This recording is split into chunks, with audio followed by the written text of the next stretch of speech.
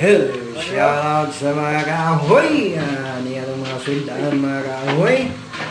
O mga lamihan kayo, sama sa mga kaong, sa tapioca, humba pa mo. Andyan, ang maraming mga ulam natin guys. Ayan. Ang sarap, ano, di ba? Ayan, no? Ito yung handa namin sa reunion, family reunion namin. Ayan ang mga soft drinks. Tsaka mga orange dyan. At saka yung dinuguan yung tawag dyan. Yung ate ko. Ayan, ang busy-busy sa paghugas ng mga plato. Mga pinggan. Ayan, dito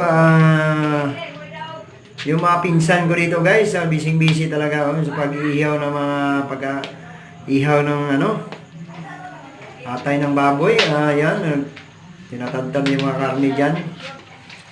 Ayan, papasok ako sa aming bahay guys. Ayan, nagpa-relax. Hello, dadaan mo na ako. Uy, si brother ko na pilay na yan, nahulog sa may pamutan. Hello guys.